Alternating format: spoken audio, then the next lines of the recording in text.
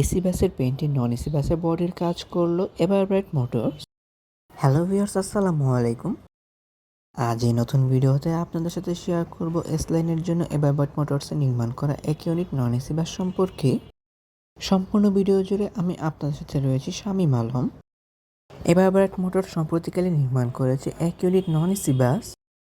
দেশে নির্মাণকৃত non AC বাসগুলোর মধ্যে সবচেয়ে সুন্দর পেইন্টের বাস বললে ভুল হবে না এই বাসটাকে। যেখানে এই বাসটাতে কিন্তু ফুল হোয়াইট কালারের উপর ডিপেন্ড করে গ্রিন কালারের পেন্সিলের ব্যবহার করা হয়েছে।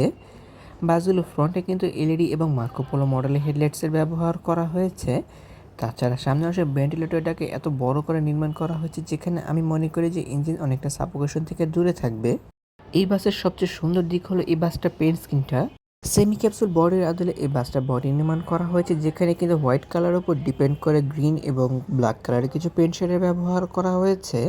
সাধারণত এভারব্রাইট মোটরস এসি বাসের দিকে বেশি নজর দিয়ে থাকে, কিন্তু তাদের গ্যারেজে নির্মাণ করা এই নন এসি বাসের কাজটি কিন্তু এসি বাসের সমতুল্য বলে আমার মনে হয়েছে।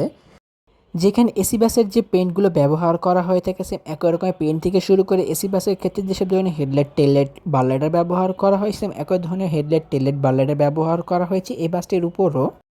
আশোক লেল্যান্ড B1616 সুপার মডেলের চেসিসের উপর নির্মাণ করা হয়েছে অসাধারণ পেইন্ট এবং অসাধারণ বডি শেপের এই নন এসি বাসটিকে। সাধারণত এসব মডেলের চেসিসের উপর নির্মাণ করা বাসগুলো কিন্তু কমার্শিয়াল ভেহিকেলসের হয়ে সার্ভিস প্রদান করে থাকে। তবে এই বাসটি কমার্শিয়াল ভেহিকেলসের হয়ে সার্ভিস প্রদান করলেও এই বাসটি মূলত সার্ভিস প্রদান করবে রিজার্ভ বাস হিসেবে। বাসটির front, back side, body finishing এবং কালার কম্বিনেশনের কাজটি অনেক সুন্দর করে করা হয়েছে এই বাসটির উপর। বিশেষ করে এই বাসটির ব্যাকে কিন্তু ব্যবহার করা হয়েছে অ্যারো টেললাইট নামে খ্যাত টেললাইটের পাশাপাশি লাক্সানা বাসের অরিজিনাল বারলাইটের ব্যবহার। লাক্সানা S3 বাসের বডি শেপের কাজের ব্যবহার করা হয়েছে বাসটির রেয়ার পার্টে। ইন্টেরিয়র পার্টে ব্যবহার করা হয়েছে ইকোনমিক ক্লাস ফরমেশন মানের 2x2 ফরমেশন এবং সর্বশেষতে 5টি সিট দিয়ে সর্বমোট 45টি সিটের ব্যবহার। মূলত এই বাসটি সার্ভিস প্রদান করবে যেহেতু রিজার্ভ বাস হিসেবে, সো এই বাসটিতে কিন্তু এতগুলো সিট ব্যবহার করা বেশ যুক্তিযুক্ত বলে আমার মনে হয়েছে। তাছাড়া বাসটির ভেতরে সৌন্দর্যতা বর্ধনের ক্ষেত্রে অ্যাপ্লাই করা হয়েছে কালারফুল চিল লাইটিং ডেকোরেশনের পাশাপাশি সিলিংয়ে রুম লাইটিং ডেকোরেশনের ব্যবহার, যার জন্য বাসটির ভেতরের সৌন্দর্যতা আরও অনেকটা সুন্দর করে ফুটে উঠেছে।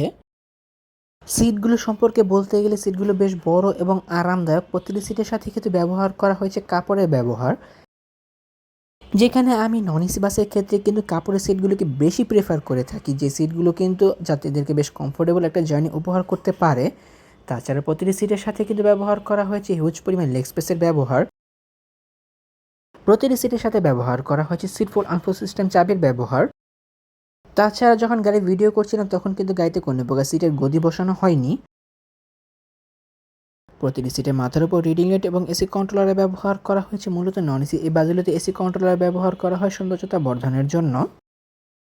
এভারব্রাইট মোটরস এই বাসটির উপর অনেক সুন্দর বডি ওয়ার্কের কাজ করতে পেরেছে, যেখানে এই বাসটির front, back side, body finishing এবং লাইটিং ডেকোরেশন থেকে শুরু করে কালার কম্বিনেশনগুলো অনেক সুন্দর করে করতে পেরেছে তারা এই বাসটির উপর। বিশেষ করে এই বাসটির কালার পেইন্টিংয়ের কাজটি কিন্তু আমার কাছে বেশ ভালোই লেগেছে।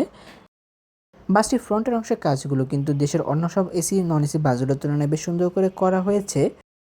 তাহলে ভিউয়ার্স, ভিডিওটি কেমন লাগলো তো কমেন্ট করে কিন্তু অবশ্যই জানাবেন। যদি ভিডিওটি ভালো লেগে থাকে তবে অবশ্যই লাইক ও কমেন্ট করবেন এবং ভিডিও লিঙ্কটি আপনার বন্ধুদের সাথে শেয়ার করতে পারেন। অসংখ্য ধন্যবাদ জানাই এভারব্রাইট মোটরস কর্তৃপক্ষকে তাদের এত সুন্দর বাসটির ডেলিভারি প্রোগ্রামে আমাকে ইনভাইট করে ভিডিও করতে দেওয়ার সুযোগ করে দেওয়ার জন্য। এমনই কিছু ভিডিও পেতে কিংবা দেশের পরিবহন জগতের সকল তথ্য বিস্তারিত জানতে কিংবা নতুন বাসগুলো আপডেট সবার আগে পেতে অথবা ভ্রমণ সংক্রান্ত কোনো তথ্য জানতে আমার এই চ্যানেলটিকে সাবস্ক্রাইব করে পাশে থাকার অনুরোধ রইল। খুব শীঘ্রই ফিরছি নতুন কোনো ভিডিও নিয়ে, সেই প্রত্যাশা আজকের ভিডিও এখানে শেষ করছি। আল্লাহ হাফেজ।